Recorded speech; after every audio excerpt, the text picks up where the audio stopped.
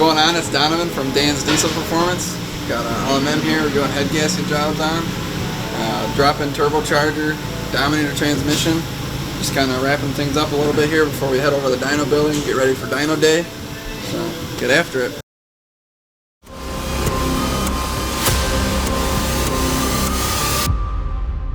Alright, so we're out here with the shop trailer. We're getting our nice fancy show motor loaded up. It's got all of the Dan's Diesel goodies on it. We're going to get that, a couple other things to bring over to our dyno shop, and then we'll be on our way.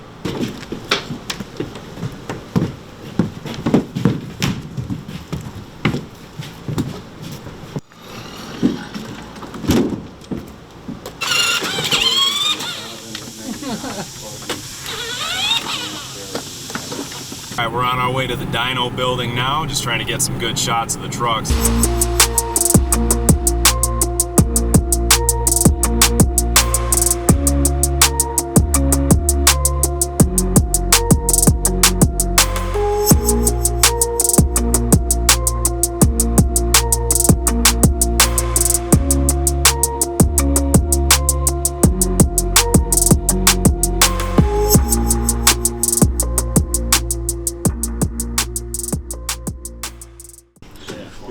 We're here to strap your trucks down on the dyno on this Saturday, October 2nd.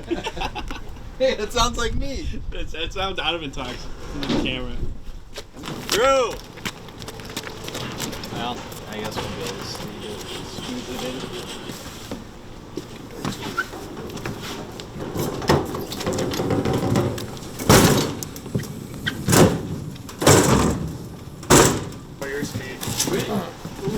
why are you giving me all the easy shit?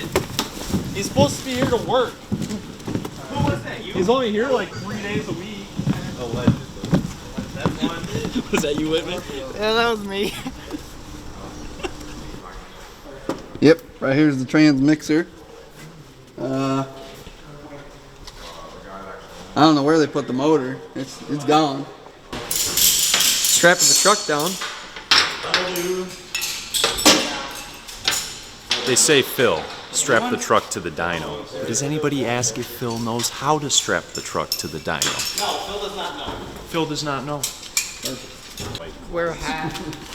Phil, digging the jorts? Oh yeah, got the convertible pants on. It's hot. I sweat. We're doing a time trial for our dyno day.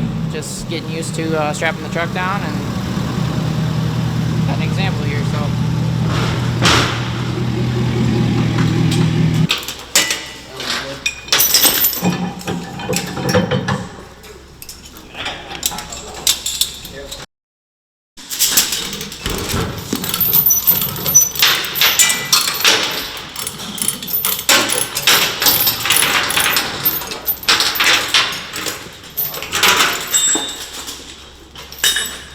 Yep, this is a pain in the ass job. We could take turns if we want, like this, so I don't even know.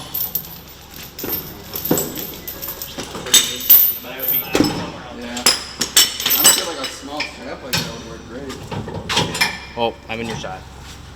Ooh.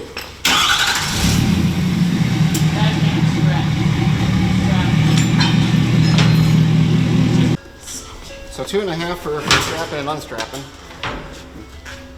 And that gives me 5.5 minutes, right? No. Seven and a half minutes to dyno the truck. So if we stick to 10 minutes, that'll put us at 6 trucks an hour. So that's pretty good. Pretty good. Don't scrape the paint. It's a wrap, sir. Somebody in the comments is gonna let us know it's a wrap. Don't scrape the plastic. Hey, I found the lug nuts. Can you give me a favor, Phil? Dude, you could totally daily this. We're putting the rest of the powder coated junk in the cab. So it's becoming Monster Storage Max. Monstermax storage unit incorporated. There's a lot of parts here. Oh yeah.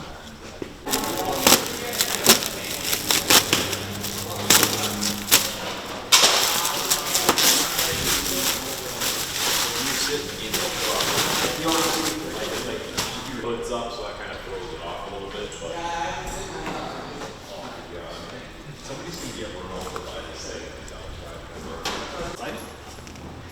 So we can put them outside so people know where the fuck we're at. Oh yeah. We need, damn, we need some bench posts.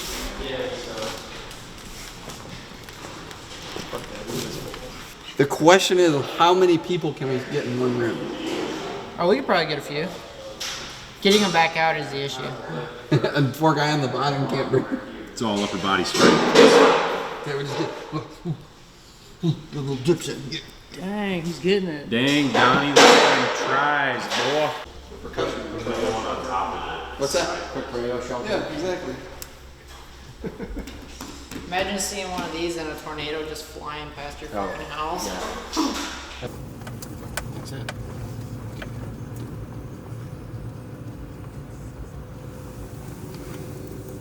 So I saw in the comments on the last video, you guys are commenting on the dirtiness of the valley of the engine and the front of the engine. A little backstory on this engine: it came out of Grandpa's truck.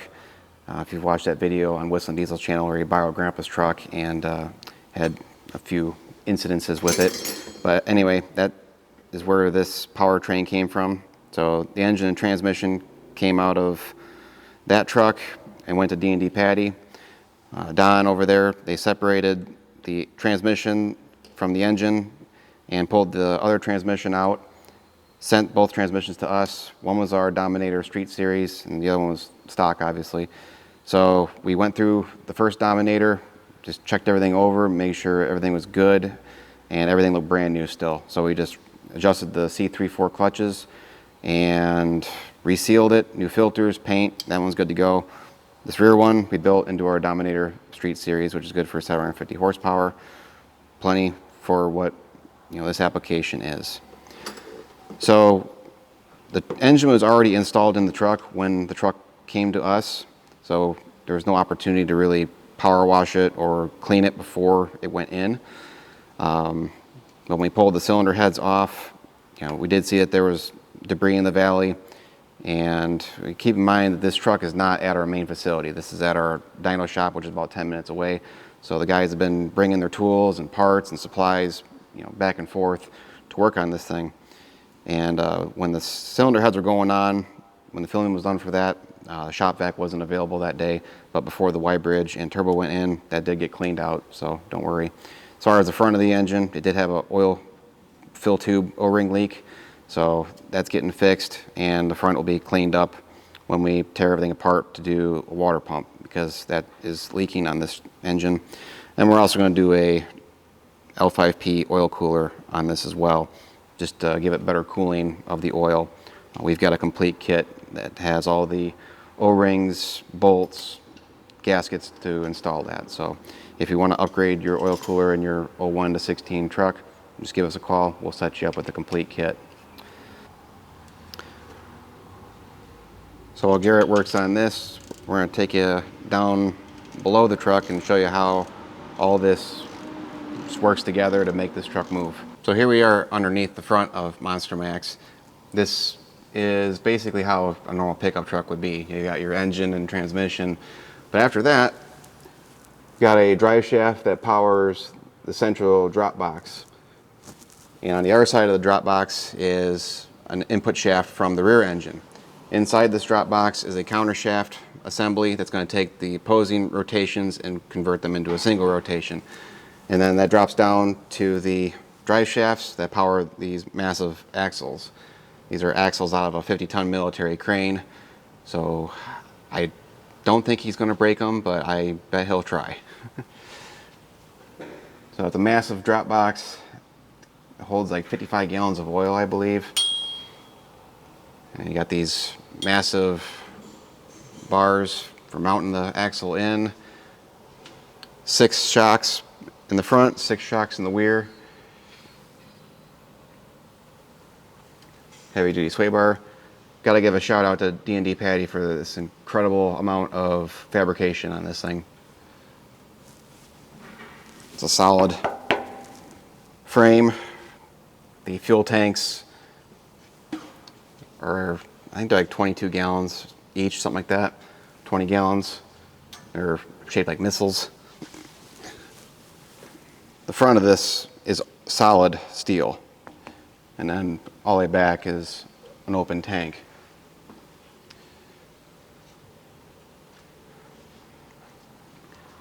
The truck rolls around on these little steel rollers for transport, and then the massive 1430 on 46-inch wheels. The truck is four-wheel steer, and it's got these massive hydraulic cylinders in the front and rear. It's got a engine-driven hydraulic pump assembly that D&D fabbed up. So each engine has a hydraulic pump contributing to the same system. Each engine's got a belt-driven air compressor for operating the shocks and the massive horn that this thing has. It's like off of a ship, so it's pretty loud. Once we get the rear engine wrapped up, and after our dyno day, we can get this back in the shop here. We're going to start tearing apart the front engine and do the same thing that we did to the rear. Pull the heads off, check the pistons, check the cylinders, make sure everything's good there. Go through the heads and build the injectors for this engine as well. The turbocharger, high flow manifolds, up pipes, everything that the rear engine has done, it's going to be identical to the front. So they're going to produce the same amount of torque, same rev rate, and they're going to work together and share the same load to get this truck moving. So we're in the rear of the truck now. You see that D&D fabbed up the motor mounts to mount this engine in between the frame. Uses factory motor mounts. They also made a mechanism for the shift linkage so that the linkage inside the cab operates both transmissions at the same time. As far as wiring goes, I'm going to treat the rear engine as a standalone. Basically, it's not going to be communicating with the truck at all other than through the OBD2 port. It's going to get battery power, ignition power, grounds, all that good stuff, throttle position sensor inputs, and so both ECMs will have the same calibration in there. I've already got the tunes written for it, so they'll run the same calibration, so they'll have the same rev rate, looking at the throttle position signal. So both of them work together to power the gearbox. As far as the transmissions go, we're going to use one TCM. So the TCM is going to control the front transmission like it normally would in this truck. And then I'm going to pull the signals for the solenoids and splice that and control the transmission in the rear to shift that transmission at the exact same time that the front transmission shifts. So as a theory anyway, I think it'll work. If not, then I'm going to have to get even more creative as far as making both these transmissions work together. But we'll get it done. Unwrapping some of the powder coated parts here. We decided to do brand new oil pans because the other ones that are on there right now are a little bit rusty.